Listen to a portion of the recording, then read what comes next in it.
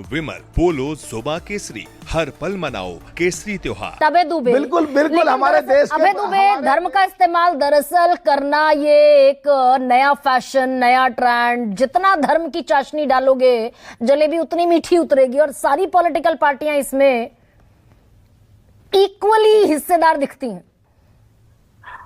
गरिमा जी,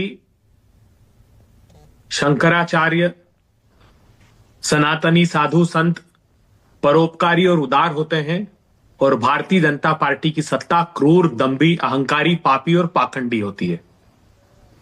क्या शंकराचार्य अभिमुक्तेश्वरानंद जी या हमारे जो चारों शंकराचार्य हैं, चाहे वो श्रृंगेरी मठ के हों, गोवर्धन मठ के हों, शारदा मठ के हों, ज्योतिर्मठ के हों, उनके पास फेरारी है क्या? गुची का चश्मा लगाते हैं क्या? चार्टर प्लेन में घूमते हैं क्या? सत्ता की आरती उतारते हैं क्या? भारतीय जनता पार्टी की सत्ता के लिए संत और महंत वही हैं जो सत्ता की चाटुकारिता करें, जो सत्ता को मार्ग दिखाएं।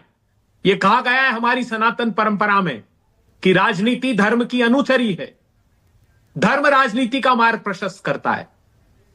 क्यों अभिमुक्तेश्वरानंद जी हमारे शंकराचार्य जी के प्रति इतना विद्वेष रखते हैं? इसलिए रखते हैं कि उन्होंने हर बार हमारे धर्म का मार्ग प्रशस्त किया। उन्होंने कहा कि विश्वनाथ कॉरिडोर के मंदिर के निर्माण में हजारों वर्ष पुराने हमारे मंदिरों को ध्वस्त किया, वो सड़कों पर आए और उन्होंने धर्म का मार्ग प्रशस्त किया।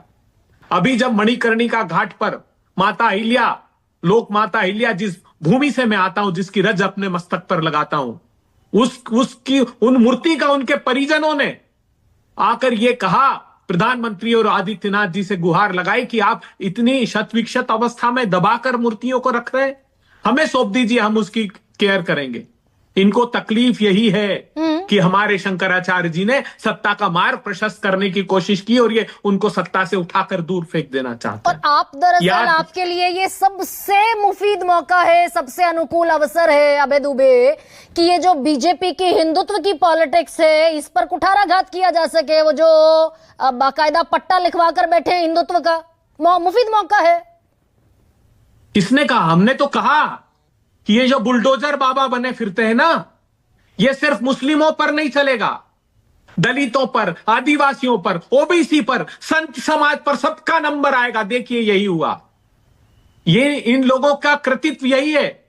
अब ये हिंदू समाज में विद्वेष पैदा कर रहे हैं। याद कीजिए, जब राम मंदिर के निर्माण का अवसर था, तब हमारे चारों शंकराचार्यों ने कहा, उन्होंने कहा शिखर का निर्माण पूरा नहीं हुआ है। शिखर मतलब भगवान का शीश, बगैर शीश के आप उद्घाटन की कैसे कर सकते हैं प्रधानमंत्री जी? तो क्या कहा इन्होंने, तुम, ये तो मंदिर रामानंदियों का है।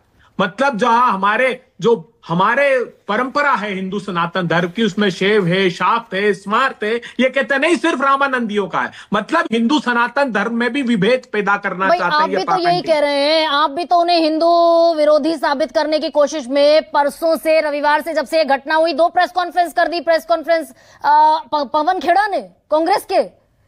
दरअसल वो पवन खेड़ा आज क्या कहते दिखाई दे रहे हैं, लठ वाले हिंदू धर्म पर कब्जा करके बैठे हैं। तो यहीं पर ये महीन पॉलिटिक्स समझ में आती है ना।